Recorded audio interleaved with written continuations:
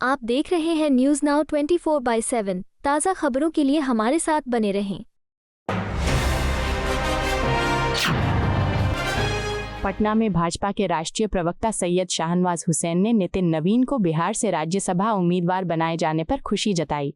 उन्होंने कहा कि भारतीय जनता पार्टी के राष्ट्रीय अध्यक्ष नितिन नवीन आज अपना नॉमिनेशन फाइल करेंगे और ये बिहार के लिए गर्व की बात है।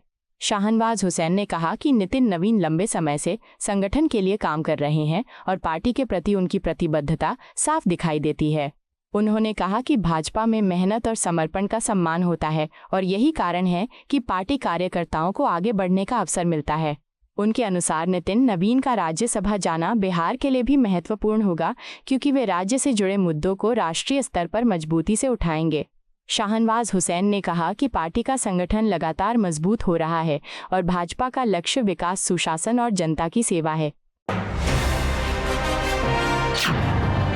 राष्ट्रीय जनता दल के सांसद मनोज कुमार झा ने मुख्यमंत्री नीतीश कुमार के राज्यसभा जाने की चर्चाओं पर प्रतिक्रिया देते हुए कहा कि होली के दिन अचानक ये खबर हर प्लेटफॉर्म पर फैल गई। उन्होंने कहा कि जिस तरह ये खबर तेजी से फैली उससे ऐसा लगता है कि इसे किसी स्तर से ऑपरेट किया जा रहा है।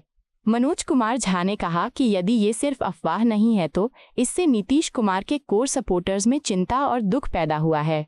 उनके अनुसार जनता समझ रही है कि राजनीतिक स्तर पर क्या खेल चल रहा है और इसकी स्क्रिप्ट कहाँ लिखी जा रही है। उन्होंने कहा कि बिहार की राजनीति में ऐसे फैसलों का दूरगामी असर पड़ सकता है। झा ने कहा कि राज्य की जनता हमेशा स्थिरता और स्पष्ट नेतृत्व की अपेक्षा करती है।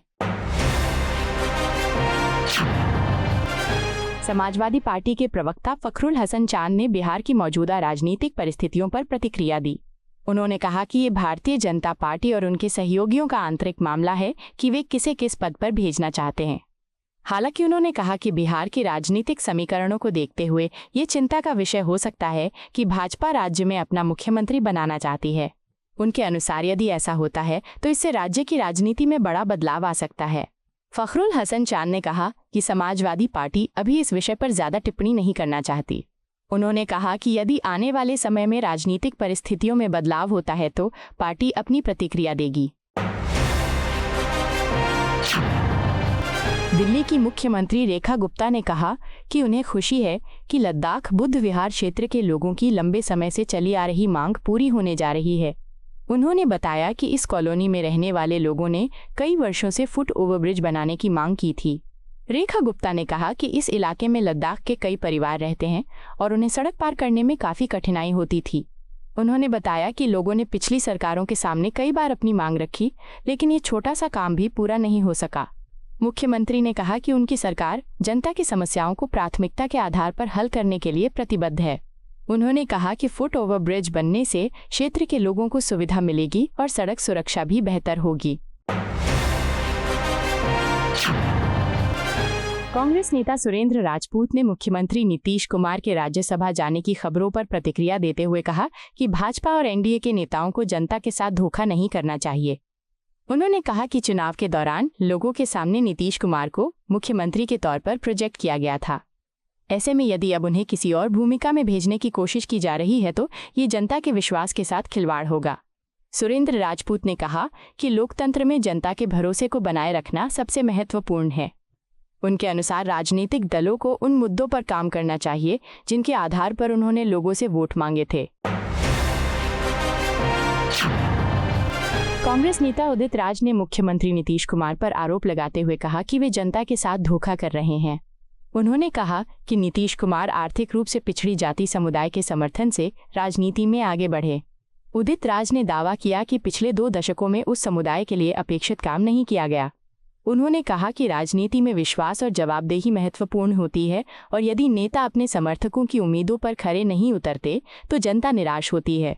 उन्होंने कहा कि बिहार की जनता अब राजनीतिक परिस्थितियों को समझ रही है और आने वाले समय में अपने फैसले से जवाब देगी। भाजपा के राष्ट्रीय अध्यक्ष नितिन नवीन ने अपने बयान में कहा कि भगवान महावीर हनुमान मंदिर उनकी जिंदगी में एक विशेष स्थान रखता है। उन्होंने कहा कि आज उनके लिए एक नई और महत्वपूर्ण शुरुआत का दिन है। नितिन नवीन ने कहा कि मंदिर में दर्शन करना उनके लिए आस्था और प्रेरणा का स्रोत है। उन्होंने कहा कि हर महत्वपूर्ण अवसर पर वे भगवान का आशीर्वाद लेने आते हैं जिससे उन्हें ऊर्जा और आत्मविश्वास मिलता है। उन्होंने कहा कि राजनीति और सार्वजनिक जीवन में सेवा की भावना सबसे महत्वपूर्ण होती है। नितिन नवीन ने कहा कि वे देश और समाज की सेवा के लिए पूरी निष्ठा से काम करते रहेंगे। उन्होंने विश्वास जताया कि जनता का समर्थन और भगवान का आशीर्वाद उन्हें आगे बढ़ने की शक्ति देता रहेगा। कांग्रेस द्वारा हरियाणा से राज्यसभा के लिए करमवीर बौद्ध को उम्मीदवार बनाए जाने पर कांग्रेस सांसद रणदीप सिंह सुरजेवाला ने प्रतिक्रिया दी। उन्होंने कहा कि यह फैसला कांग्रेस नेतृत्व की सामाजिक न्याय और समावेशी राजनीति के प्रति प्रतिबद्धता को दर्शाता है। सुरजेवाला ने कहा कि राहुल गांधी और कांग्रेस अध्यक्ष मल्लिकार्जुन खड़गे ने ऐसे व्यक्ति को पहचाना है जो एक साधारण और गरीब दलित परिवार से आते हैं और जिन्होंने अपनी मेहनत और लगन से जीवन में लंबा सफर तय किया है। उन्होंने बताया कि करमवीर बौद्ध ने एक जूनियर कर्मचारी के रूप में अपने करियर की शुरुआत की थी और लगातार मेहनत करते हुए उच्च पद तक पहुंचे। उन्होंने कहा कि वर्तमान में करमवीर बौद्ध अखिल भारतीय अनुसूचित जाति विभाग में सेवा कर रहे हैं और समाज के वंचित वर्गों की आवाज़ उठाने के लिए लगातार काम कर रहे हैं। सुरजेवाला के अनुसार कांग्रेस हमेशा से सामाजिक न्याय, समान अवसर और कमजोर वर्गों के सशक्तिकरण के लिए काम करती रही है। आपको यह वीडियो पसंद आया हो तो इसे लाइक करें, हमारे चैनल को सब्सक्राइब करें।